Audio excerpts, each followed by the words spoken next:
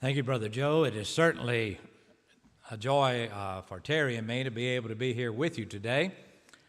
I always enjoy coming to the East Hill congregation and get to see some familiar faces and then maybe some that just now getting to know. But we appreciate your support in the work that we are trying to accomplish, as well as the work at the Memphis School of Preaching that which you have a great part in and have for a number of years. And we appreciate you, and in the words of Brother Curtis Cates, we're not sprouting any wings down there, but we're trying to keep between the ditches and do the best that we can. And so with your help, hopefully we're able to accomplish a lot.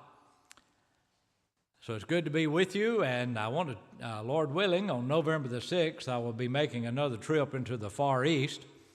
And along with myself, it'll of course be Brother Jonathan Burns, Brother Tim Hayes, and Brother Tim Burrows. Just to give you kind of an idea of what is to take place, we leave out, as I mentioned, on November the 6th, headed to Singapore. After being a day or two in Singapore, we will then fly just a short flight, all of us, up to the country of Malaysia, and we will split up and go to various congregations in the country of Malaysia. But on Saturday, we will all come together at the Klang congregation and do a workshop. We did one last year, and a lot of brethren came from surrounding congregations. By the way, Malaysia is a Muslim country. You may be aware of that. It runs by Muslim law, but they're moderate in that they allow us to exist. They don't allow you to try to convert a Muslim, but that is if he's Malay Muslim. If he's born in that country, you cannot be anything but a Muslim. But if you're a Chinese Muslim, you can change if you're whatever. But if you're Malaysian, you've got to be a Muslim, or you have to get out of the country if you convert. But anyway, after being there, we come back to Singapore. Brother Tim and Brother Jonathan, that is Tim Burrows, and Jonathan will go from there to the Philippines. And after just a day or two in Singapore again, Brother Tim Hayes and I go into Vietnam.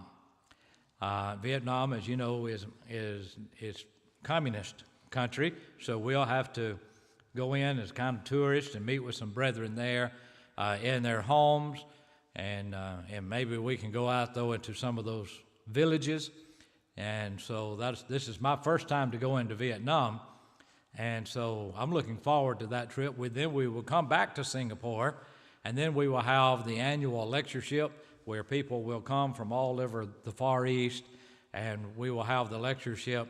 And that will wind us up. And we're also doing gospel meetings for congregations in Singapore.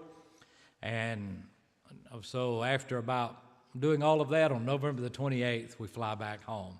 So basically the month of November is when we will be there in those areas. But I want to give you an overview because I want to present some of that. Some of this, I'm going to show some old slides of China, because I go into China. I have been into China, but I've not been allowed to go back in since COVID.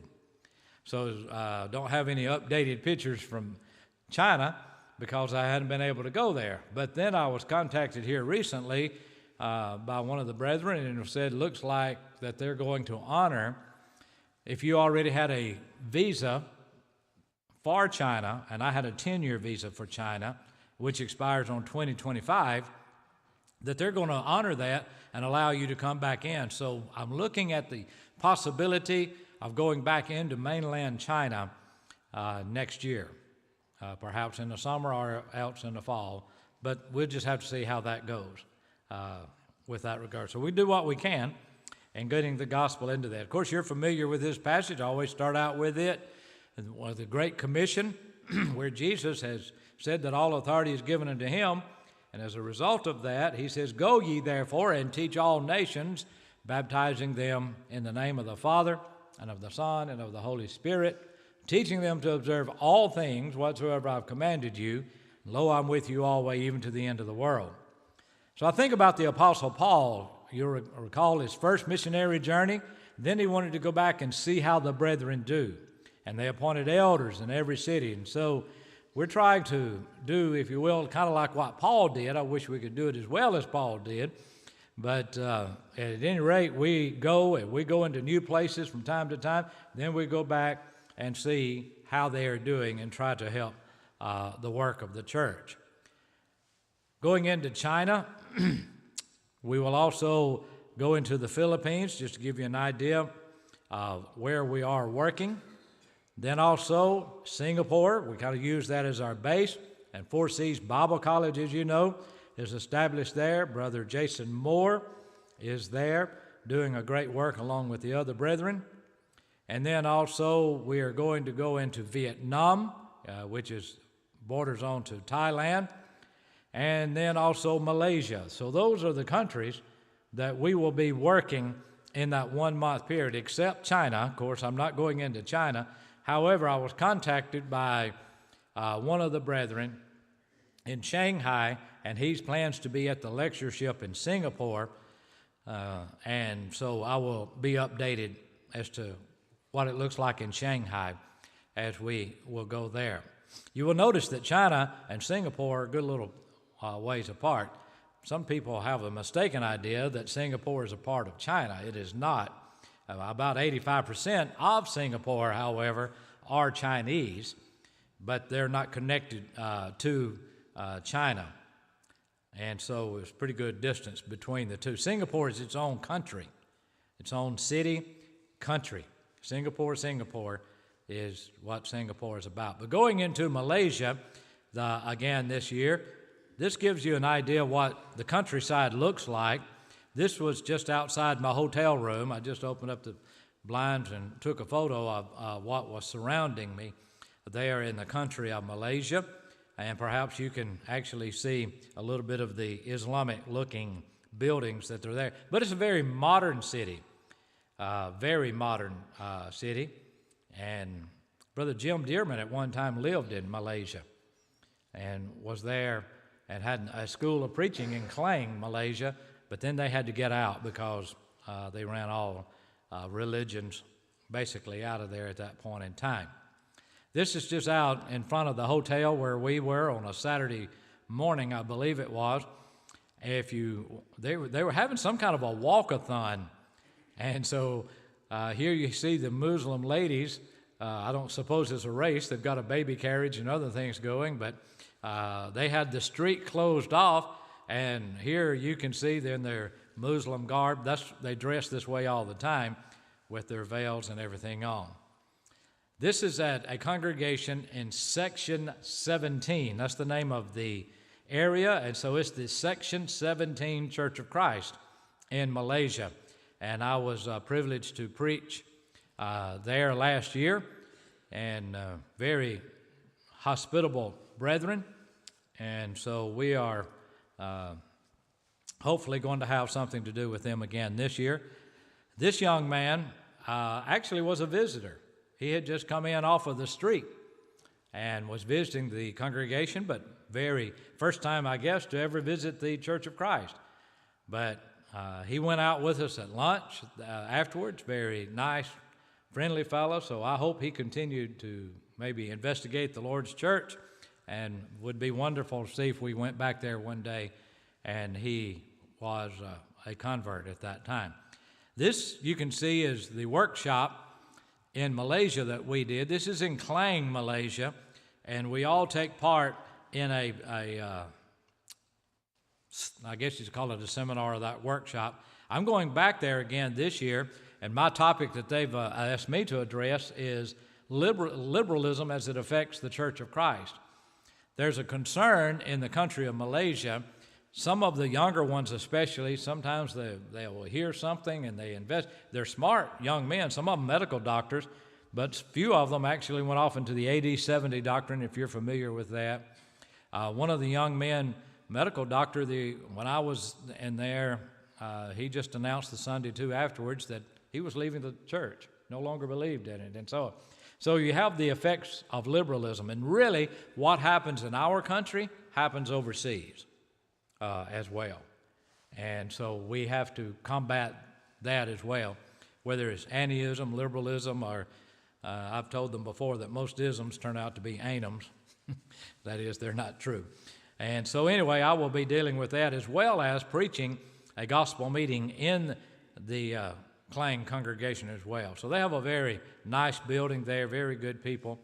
One of the men who helped keep the tide of liberalism away, Brother Stephen Chan, unfortunately passed away last year.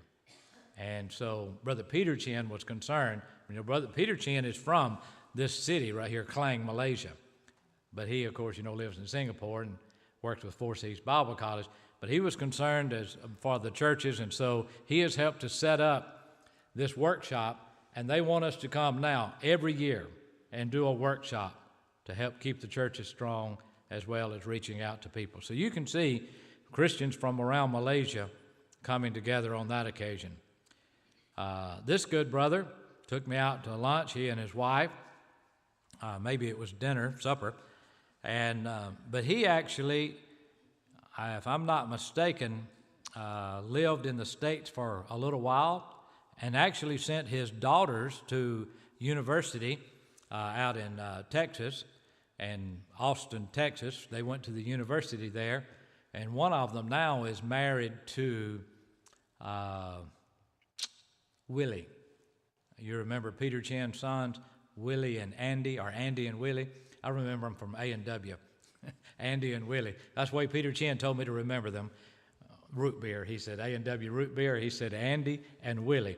So Willie is the younger one, but he is married to their daughters. But here you can see again, we're still in Klang at the workshop, and all the people who had gathered together. And the man who's sitting at the front, a light blue shirt, he introduced me. I've never been introduced this way. I guess I've been going there a number of years, and he knew me from years past. And when he got up, he said, "We're glad to have Brother Billy Bland here with us." He said he used to be taller. So I guess I've shrunk. I don't know. But everybody just laughed, and I guess that was funny to them as well. But anyway, so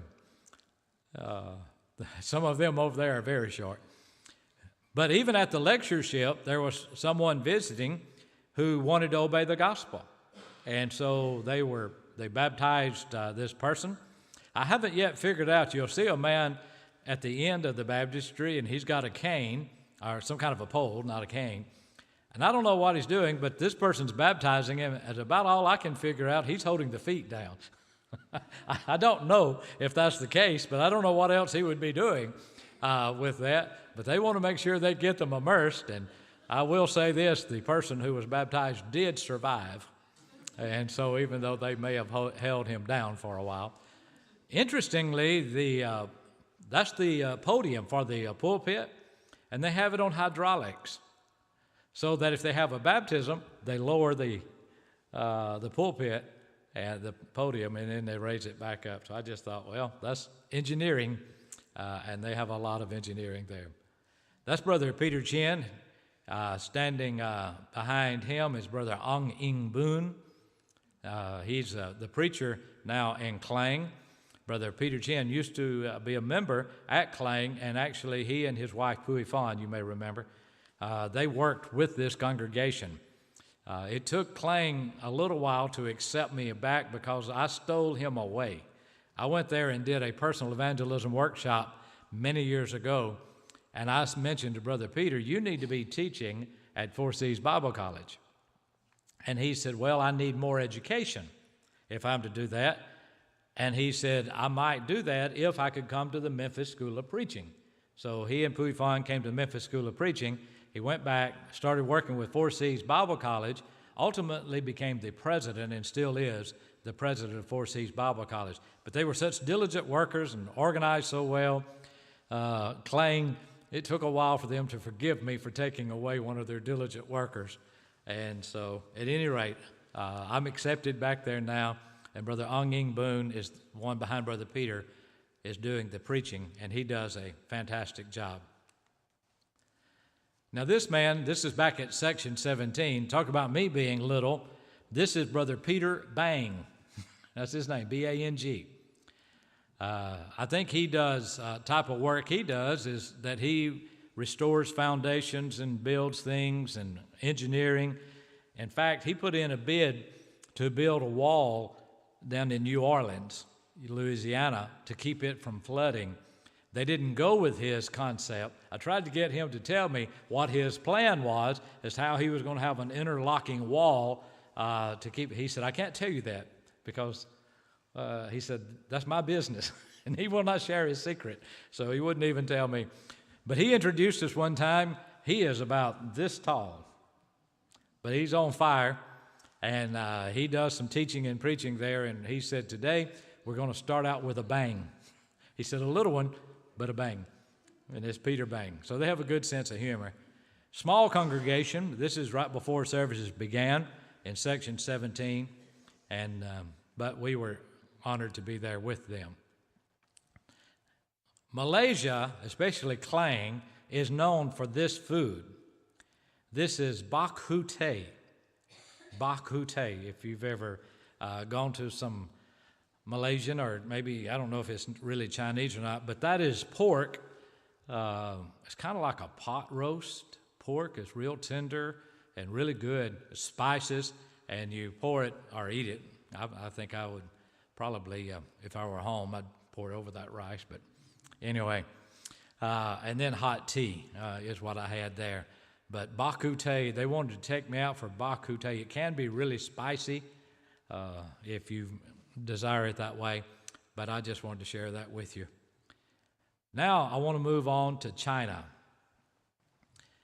because we want to get back into China if we can. This is where I'm bringing back to some of you the memories of some I have shown here before about the opportunities for us in China. But it may be that you have forgotten. But the population just continues to grow in China. This city, the city of Shanghai, has over 29 million people in it. That's an amazing amount of people in one city. And so some of the work we're doing is in Shanghai. And so we look forward to going back into Shanghai. One of the men that we work with there is a young man whose name is, English name is Bob, and I don't know his last name. And I don't know his real name in Chinese. But his wife's name is Rebecca, and they are both graduates of Four Seas Bible College. So we get to see a kind of a multiplying effort of our works. These people who are Christians come to Four Seas Bible College and are trained, then they go back home, and we are privileged to even go there sometimes in some of these countries and visit them and work with them. And that's our door, really, of getting into China, is that we have these contacts. And so in Shanghai, he works in Shanghai. I think he works with 2 underground churches in the city of Shanghai. Population of China, 1,425,541,095. That was, I think I looked that up 2 days ago. And so you can see just how many people there are in China. Again, just in comparison, a little over 300 million here in the United States. So you can see, indeed, then, how large an area, how many people we're talking about. And unfortunately, most of them are Buddhist. So I think about what the Apostle Paul said when he went into the city of Athens and saw that the city was wholly given to idolatry. His spirit was stirred within him. And these are intelligent people, of course, but they have been taught Buddhism. Buddhism is an outgrowth of Hinduism. And so an Indian who became, quote, enlightened, and that's what Buddha means, is the enlightened one. And so they have these Buddhas. They brought this Buddha statue in, and I believe it came from Thailand. So they spare no expense on their idolatry. And you can see how devoted they are to these idols. And so through Buddhism, they have ancestor worship. They believe in reincarnation, that you can come back. So you've got good karma, bad karma, and according to how good you are, that's how you will come back better. But if you've been a bad person, you come back a lower animal perhaps. And so it kind of has that Hinduism flavor to it. But it's more of a philosophy, seemingly. By the way, with Hinduism and Buddhism, they want to reach nirvana. That's their goal. Nirvana, meaning nothing. That is, you blend into this universe, you become one with the universe, you finally get out of the cycle of reincarnating over and over and over again, and you finally reach nothingness. I thought, wow, no hope. You just want to become nothing.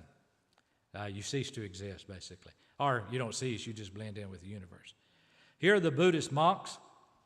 I actually filmed them on video, and you know, they're supposed to be very peace-loving, and they are, but they stopped me from that video in no uncertain terms.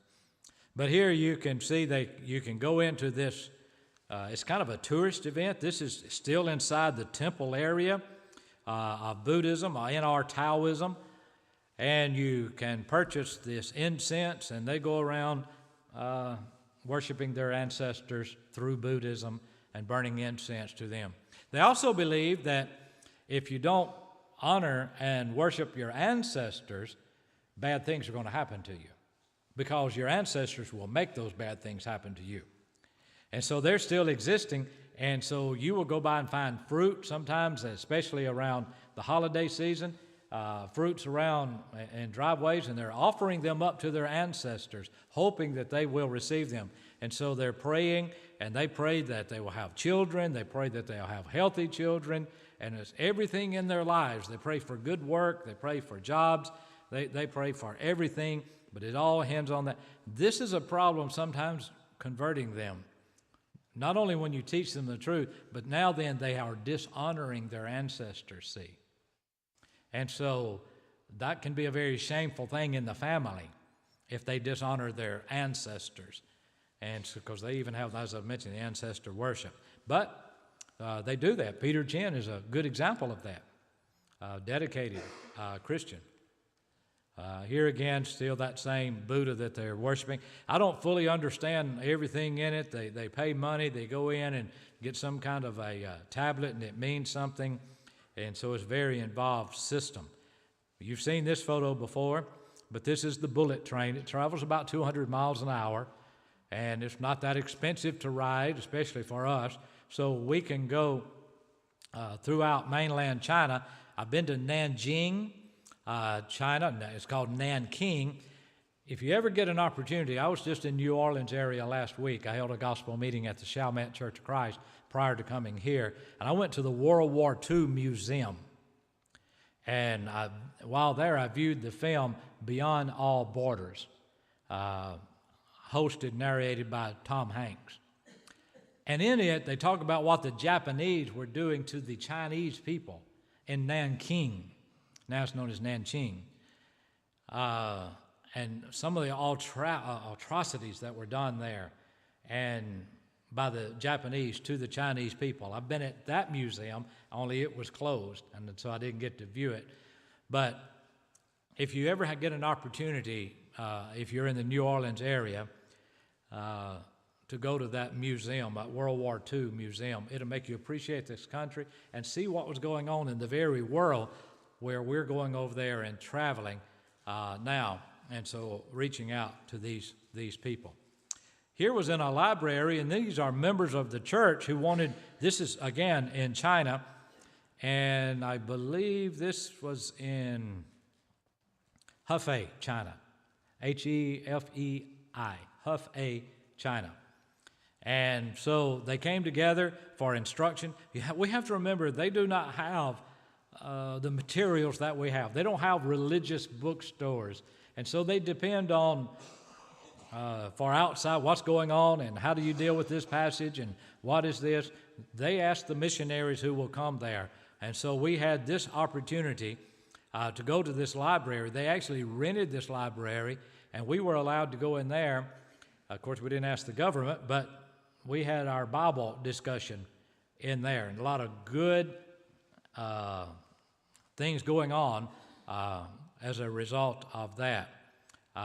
This gentleman, I was really impressed with him as far as his study. He really wanted to know things, and so here he is marking notes in some of his Bible. So this is some of the good work again, that you have a part in by helping to support us to get into places like this in order to teach and preach the Word of God. And then they go out and to the streets and to the villages and are able to help try to reach others with the gospel of Christ.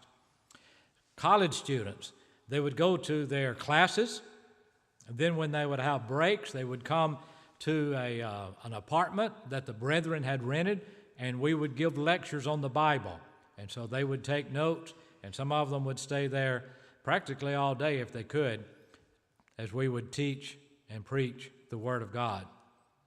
Brother Lee Davis was with us on that occasion. Brother Lee is no longer with us. He passed away, I think, a couple of years ago. You may have known Lee. This is a song book. I've wondered how in the world that we're not discovered, because when worship time comes, we sing.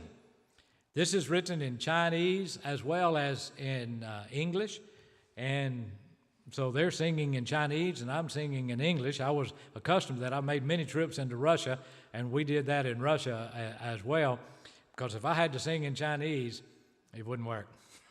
I'm doing well to try to sing in English, but especially here. But I'm just thinking there have to be people that hear us.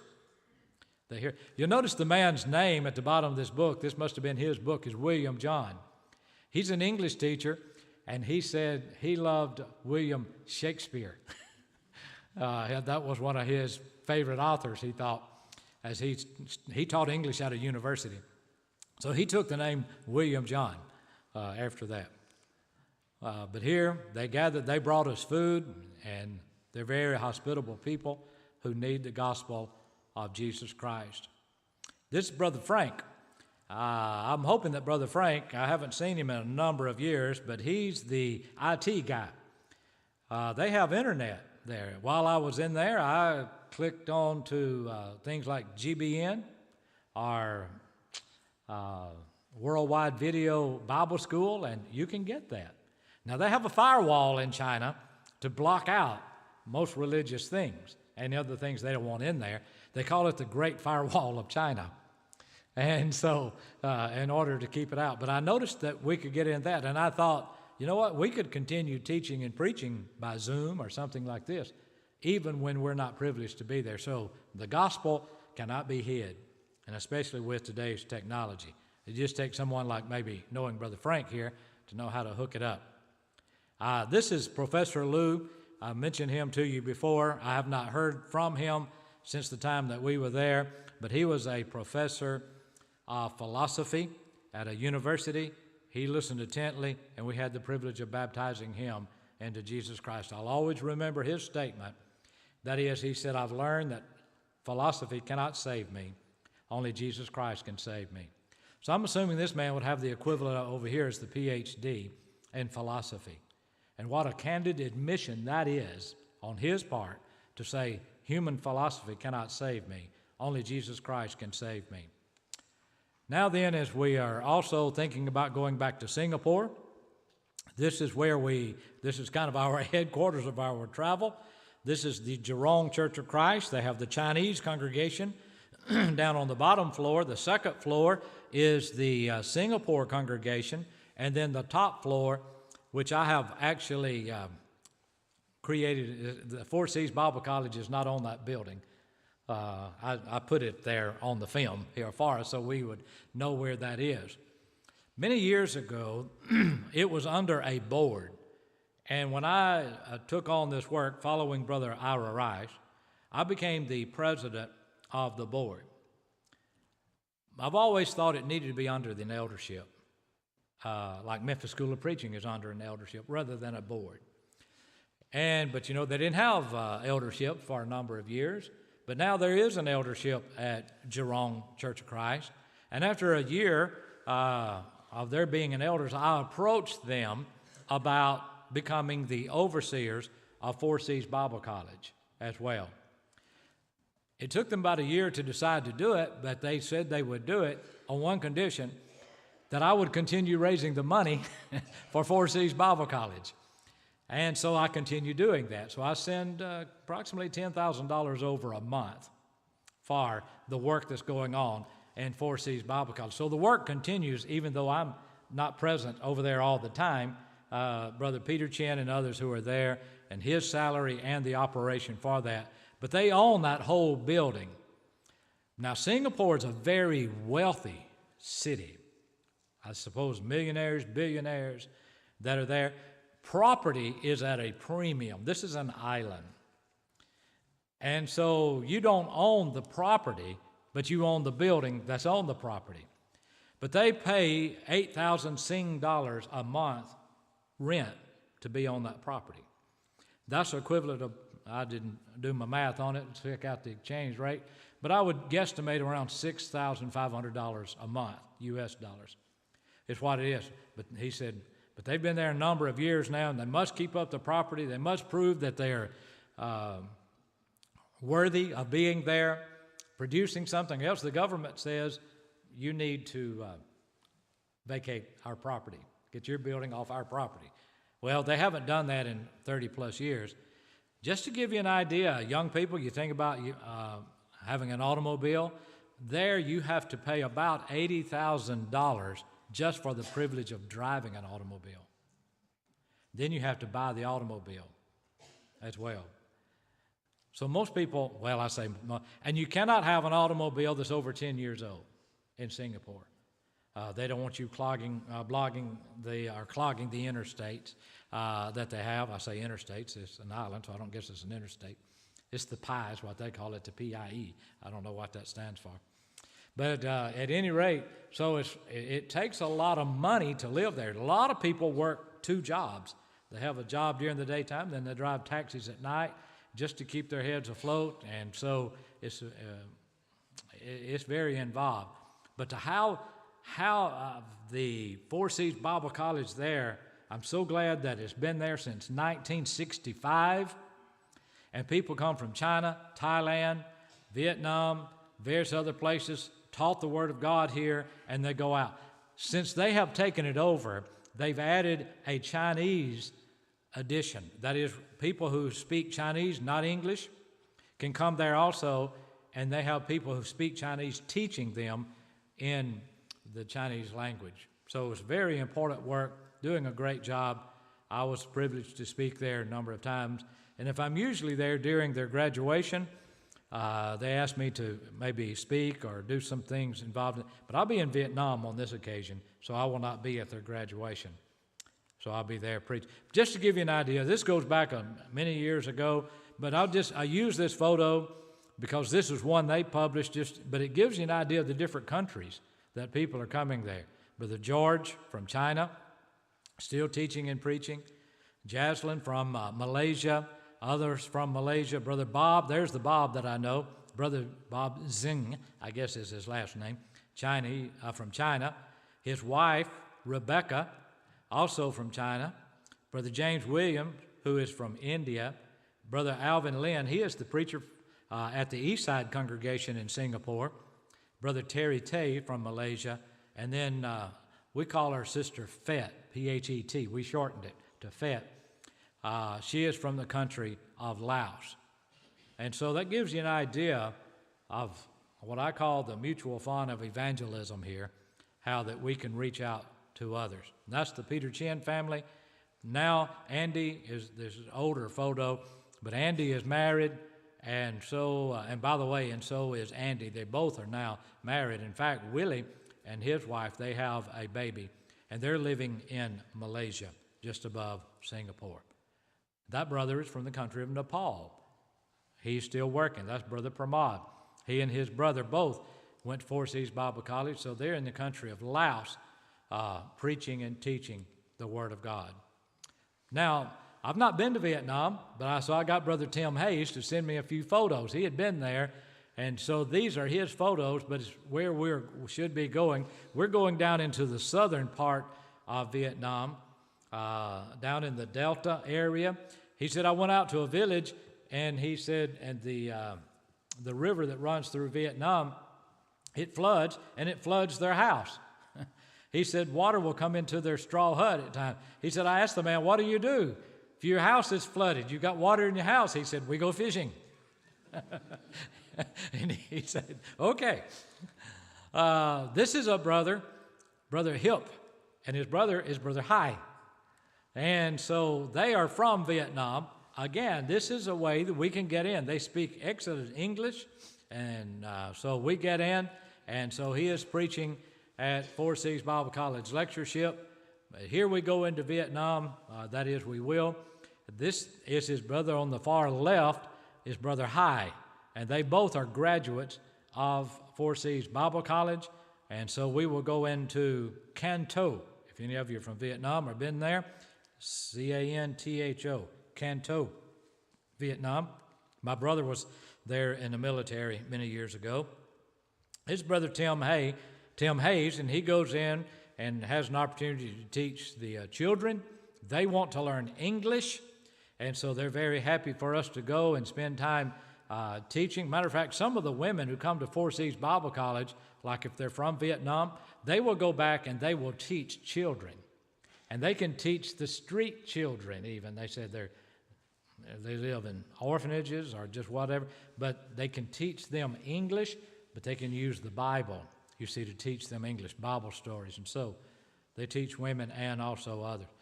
They still do the 1960s and 70s peace sign. You see that by the children. They do that throughout some of the countries we go. Just an idea of some of where they're eating. This is Brother Hip from Vietnam, in the country of Vietnam, and some of that.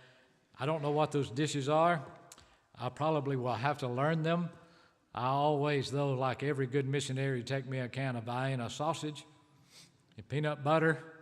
When I was in India on an occasion, we went down for breakfast. We didn't know what we were eating, but we knew what we were eating the rest of the week for breakfast, potted meat and Vienna sausage that we brought with us. And so Brother Tim Burris, he didn't bring anything. Man, we could have sold Vienna sausage for a premium to him, but we shared it with him for nothing. Here's some of their automobiles and their farming. They just take something, and boy, I was amused because their ingenuity. You know, I have a Ford F-150 pickup, and I can put one mattress in it, tie it down, and I'm still scared it's going to blow out the back. This guy on a motorcycle, I counted 12 mattresses that he put on that little moped of a thing. So I have to give them credit for ingenuity, and I guess maybe he's selling those, I don't know. But that's inside Vietnam. So it's amazing what you. Terry and I were in Thailand on an occasion, and I remember us seeing like a whole family, husband, look like wife, 3 or 4 children, and I don't know who else, hanging on a motorcycle as they're going down the road.